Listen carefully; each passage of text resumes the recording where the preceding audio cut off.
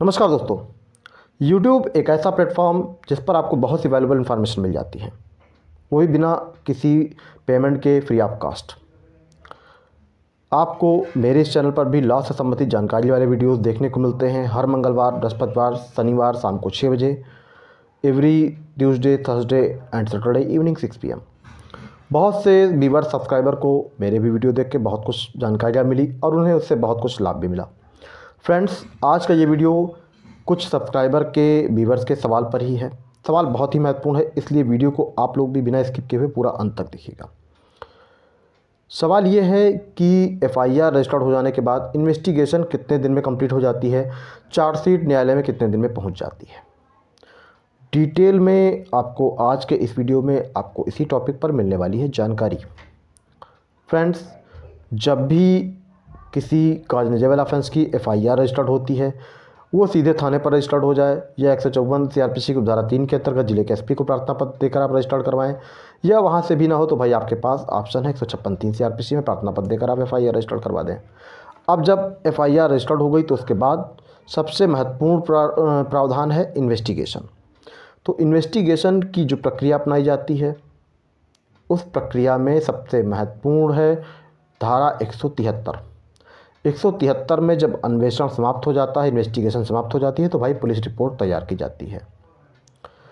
FIR registered होने के बाद कोई भी केस हो, कोई भी मैटर हो जिसमें कॉग्निजेबल ऑफेंस बनता है, तो भाई 173 CRPC की उपधारा 1 के अंतर्गत उस केस की इन्वेस्टिगेशन अतिशीघ्र पूरी की जानी चाहिए। और अगर मैटर किसी जुवेनाइल से संबंधित है तो ऐसी सिचुएशन में उसके बलात्कार से संबंधित मामला है, मान लीजिए किसी ऐसी लड़की से जिसकी 18 साल से कम उम्र है, उसके साथ अगर रेप हुआ है, बलात्कार हुआ है, तो ऐसी सिचुएशन में 90 दिन के अंदर उस इन्वेस्टिगेशन को पूरा किया जाना चाहिए जिस दिन FIR रजिस्टर्ड हुई थी। अन्य मामलों में भाई ये कहा गया है खाली कि 173 CRPC की उपधारा 1 के अंतर्गत कि पुलिस रिपोर्ट यानी इन्वेस्टिगेशन सडनली कंप्लीट की जानी चाहिए और उसके बाद 173(2) CRPC के अंतर्गत चार्जशीट तैयार करके न्यायालय भेज दी जानी चाहिए। लेकिन कहीं कोई स्पष्ट प्रावधान नहीं है अन्य अपराधों के संबंध में कि इन्वेस्टिगेशन कितने दिन में कंप्लीट होनी चाहिए। कुछ मामलों में लोग कहते हैं कि 90 दिन के अंदर इन्वेस्टिगेशन कंप्लीट हो जानी चाहिए, 60 दिन के अंदर कंप्लीट हो जानी चाहिए। तो 90 दिन और 60 दिन का जो प्रावधान है वो कब लागू होता है, इस संबंध में आपको मैं जानकारी देता हूँ। फ्रेंड्स, दंड प्रक्रिया संहिता 1973 की धारा 167 की उपधारा 2 और 2 में A में यह प्रावधान है और उसमें भी सबसेक्शन 1 है कि अगर किसी आरोपी व्यक्ति के ऊपर जिसके ऊपर इस अपराध का अभियोग है कि उसने कोई ऐसा अपराध किया जिसमें मृत्युदंड या 10 साल से ऊपर की सज़ा का प्रावधान है और वह व्यक्ति अगर पुलिस के द्वारा गिरफ्तार कर लिया गया है, उसकी रिमांड कोर्ट ने जिस दिन स्वीकृत की है, तो उस रिमांड डेट से 90 दिन के अंदर इन्वेस्टिगेशन कंप्लीट हो जानी चाहिए और आरोपपत्र न्यायालय में दाखिल हो जाना चाहिए। इसी सेक्शन के सेकंड में जो प्रावधान है वो ये है कि अन्य किसी अपराध की दशा में 10 वर्ष से यानी समझिए कि जिसमें कम की सज़ा का प्रावधान है और आरोपी व्यक्ति जेल में है, तो उस सिचुएशन में 60 दिन के अंदर इन्वेस्टिगेशन कंप्लीट हो जानी चाहिए और आरोपपत्र न्यायालय भेज दिया जाना चाहिए जिस दिन अभियुक्त का फर्स्ट डेट पर रिमांड हुआ था उस दिन से। तो अब यहाँ जो स्पष्ट प्रावधान है वो ये समझिए कि अगर आरोपी व्यक्ति जेल में है, जिस दिन उसकी फर्स्ट रिमांड डेट थी उस दिन से अगर सज़ा का प्रावधान 10 वर्ष या उससे ऊपर है, मृत्युदंड तक है, तो 90 दिन, और अगर सज़ा का प्रावधान 10 वर्ष से कम है तो उस सिचुएशन में 60 दिन के अंदर इन्वेस्टिगेशन कंप्लीट हो जानी चाहिए।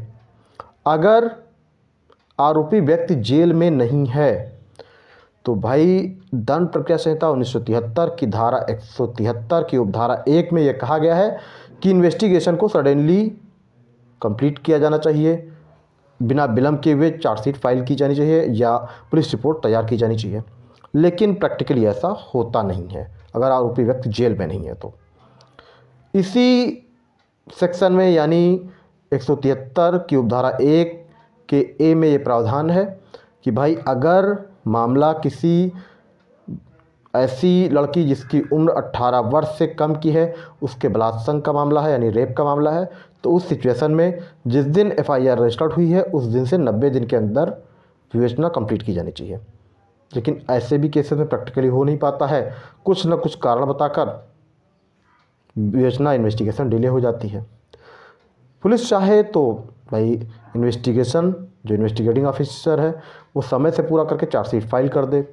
इसके बाद अगर कुछ मान लीजिए नए साक्ष्य उसके समक्ष आते हैं तो सप्लीमेंट्री चार्जशीट फाइल कर सकते हैं विद परमिशन ऑफ कोर्ट। लेकिन कुछ कारण ऐसे हैं जिनमें कह दें इन्वेस्टिगेशन ऑफिसर अपना व्यक्तिगत लाभ देखता है और इन्वेस्टिगेशन समय से पूरी नहीं करता है, जानबूझकर इन्वेस्टिगेशन डिले किया जाता है, साक्ष्य संकलन नहीं किए जाते हैं, कोई डॉक्यूमेंट्री एविडेंस है उसको कलेक्ट नहीं किया जाता है, बयान समय से रिकॉर्ड नहीं किया जाता है, जो भी पर्सन है इसमें मान लीजिए जो पीड़ित व्यक्ति है उसका बयान रिकॉर्ड ना किया जाए, जो साक्षीगण है उसके उनका बयान रिकॉर्ड ना किया जाए। इसके अलावा अन्य भी कोई अगर एविडेंस है कहीं भी किसी ऑफिस से कलेक्ट करना उसको समय से कलेक्ट ना किया जाए।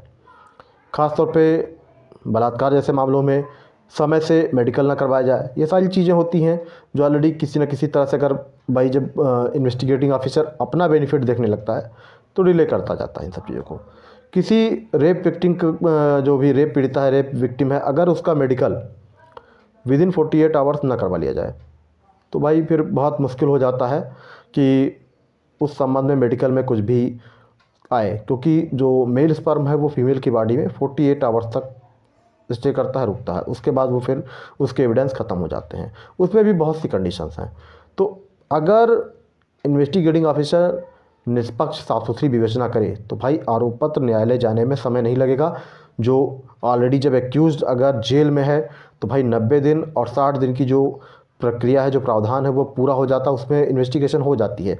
तो जब आरोपी व्यक्ति जेल में नहीं है तो ऐसी सिचुएशन में डिले क्यों किया जाता है? डिले इसलिए किया जाता है कि एक्यूज्ड को लाभ पहुंचाया जा सके, विवेचना जानबूझकर डिले हो। अगर कोई साक्ष्य उस व्यक्ति के विरुद्ध नहीं मिल रहा है तो ऐसी सिचुएशन में 173 CRPC की उपधारा 2 में ये प्रावधान है कि चाहे आरोप पत्र और चाहे फाइनल रिपोर्ट दोनों में से कुछ भी एक तैयार करके न्यायालय भेजा जाना चाहिए। लेकिन इन्वेस्टिगेशन डिले करने के पीछे कारण यही होता है कि जितना डिले होगी पीड़ित व्यक्ति धीरे धीरे वो निराश हो जाएगा और फिर बैठ जाएगा, उस पर कुछ करेगा नहीं। एक छोटी सी जानकारी और कि इन्वेस्टिगेशन अगर मान लीजिए इन्वेस्टिगेटिंग ऑफिसर समय से पूरा नहीं कर रहा है तो उस सिचुएशन में आप जिले के SP को प्रार्थना पत्र देकर इन्वेस्टिगेशन बदलवाने मतलब इन्वेस्टिगेशन ऑफिसर बदलवाने के लिए प्रार्थना पत्र आप दे सकते हैं। इन्वेस्टिगेशन ऑफिसर बदला जा सकता है और साथ साथ आप न्यायालय में भी एप्लीकेशन दे सकते हैं, प्रगति रिपोर्ट मंगवा सकते हैं कि अब तक इस मामले में इन्वेस्टिगेशन कहाँ तक पहुँची है। तो ये छोटे से प्रावधान है, छोटी सी जानकारियाँ हैं जिसका आपको लाभ मिल सकता है। तो फ्रेंड्स आज के इस वीडियो में इतना ही। आगे फिर मिलते हैं एक नए वीडियो में नई जानकारी के साथ। तब तक के लिए जय हिंद,